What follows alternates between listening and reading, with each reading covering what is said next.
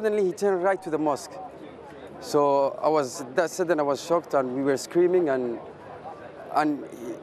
he hit first a woman, old Somalian woman, was her 60, and then another 2 Moroccan or Algerian guy. Then he drove a bus, he hit another 3, 4, 5, 6, 7, and suddenly the car stopped. So we ran after him, we managed to get him out of the car. This is video of the suspect pulled from the van that was driven through the crowd. It's the first close-up look at the attacker. A Muslim community leader credits the local imam with protecting him from the explosively angry crowd. The Muslim community here feel extremely angry and upset about what has happened. The guy, after doing what he did, he was shouting, "I did my bit, and you deserve it," and stuff like this. And thanks for our Imam, Muhammad Mahmoud, who went quickly and grabbed the guy, because the people there was trying to hit and kick the guy, but he saved him and kept him safe until the police arrived.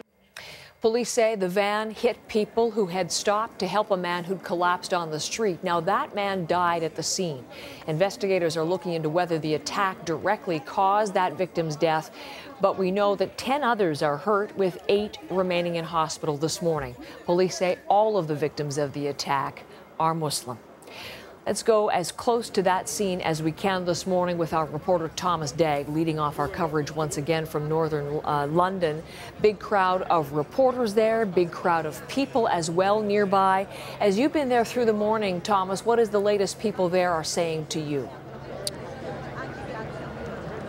Well, there is a certain level of shock. People here have noted an uptick in Islamophobic rhetoric recently, really over the past year, and really nothing as violent as this, though. I want to give you a live look at the scene here as London Metropolitan Police's Anti-Terror Command is leading this investigation. What we've seen behind the police cordon here in the past few minutes is police who've been letting members of the Muslim community go behind this cordon and approach the mosque, which is further than what we can see here, but I assume that they've been letting community members in, worshippers in, who had to rush out and leave their belongings at the scene last night. I assume that they've been letting them in to go get their belongings from last night. But that's the scene from here. Many people telling us that they can't get over this. One note that was left near the scene here that I want to read to you, it says, "Finsbury Park," which is the name of the neighborhood, "has always been diverse, tolerant, and welcome. Let's stick together now and help each other even more." That is really the sense I'm getting from talking to neighbors here. Here's what some are telling me. You'll get a sense that some members of the Muslim community, at least, are fearful of what could happen now. I'm getting scared because I don't know where it will be next. No one knows where it will be next, and we don't know if it will stop, but it needs to be stopped. Here in this community, it's not just for Muslim people.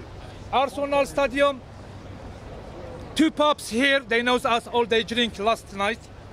Nightclub opposite, mosque, synagogue, church, people with no religion, people artists. We live like we love each other. We don't have any problem with each other.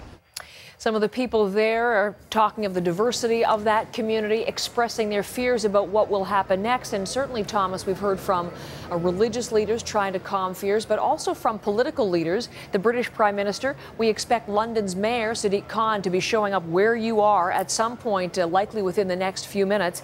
And from him, too, we would expect to hear a message of unity. Both Sadiq Khan, the mayor, and the Prime Minister, Theresa May, were very quick to call this an attack on innocent people, on all Londoners. That's the way the police commander put it, an attack on all Londoners, even though it was targeted on the Muslim community. Of course, London has seen a string of terrible attacks here, and in the wake of all this, Prime Minister Theresa May calling for unity. Here is what she said after chairing her COBRA meeting with her advisors a little earlier. Their place of worship. And like all terrorism, in whatever form, it shares the same fundamental goal. It seeks to drive us apart and to break the precious bonds of solidarity and citizenship that we share in this country. We will not let this happen.